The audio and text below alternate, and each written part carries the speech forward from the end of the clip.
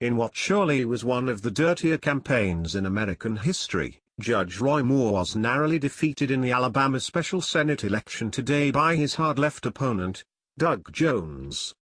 The campaign was dominated by attacks on Moore, which distracted voters not only from Jones' hard-left positions but also from the election's true significance. The loss has narrowed the Republican Senate majority to 51-49, thus imperiling President Trump's agenda and ability to shape the Supreme Court.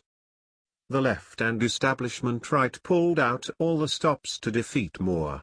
Approximately a month before the election, The Washington Post, and then other media, accused the judge of having committed sexual misconduct 40 years ago.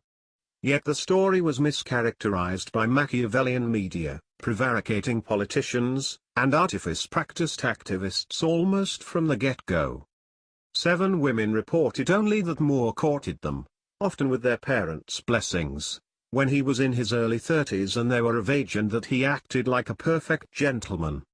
Just one woman alleged that he tried to coerce sexual activity, but key elements of her story were refuted by witnesses, and she herself admitted to having written part of the yearbook inscription she had earlier attributed to Moore. What remained was a woman with a checkered past, which included sexual misconduct allegations against other men, who claims she went on 2 dates with Moore when she was 14.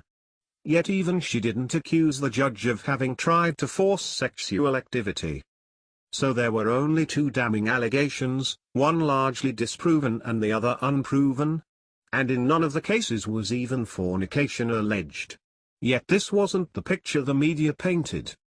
Reporters would routinely introduce the matter with something to the effect of, "Multiple women have accused Moore of sexual misconduct," and would characterize him as an accused pedophile. Of course, a pedophile is someone who engages in sexual activity with a prepubescent child, which doesn't at all describe even the worst of the unproven allegations. But the truth didn't matter, destroying Roy Moore did. To this end, the Democrats and complicit media also successfully used shame tactics, telling voters that Alabama would become the nation's laughingstock if it sent Moore to the Senate. In contrast, Jones was often described only as a respected attorney. There was little mention that he supports prenatal infanticide up to, apparently, the point of birth, that he advocates allowing boys to use girls' locker rooms if they claim girl status, and that he's pro-amnesty.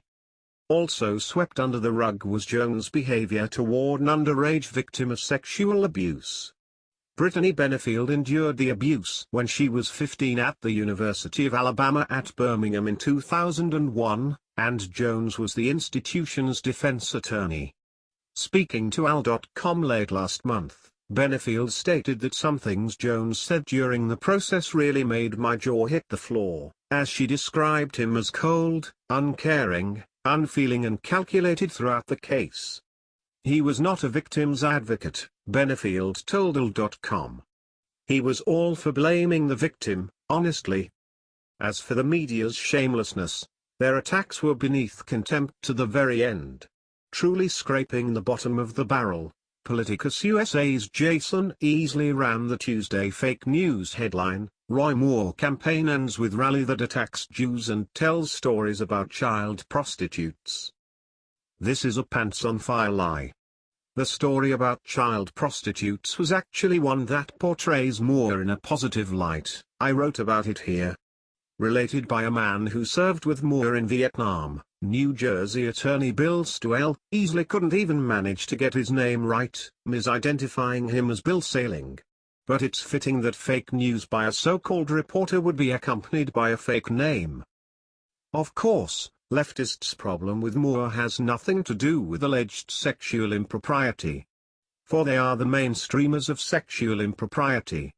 They have inserted improper sex education in the schools, have peddled homosexuality and transgenderism to kids, and have infused the entire culture with licentiousness.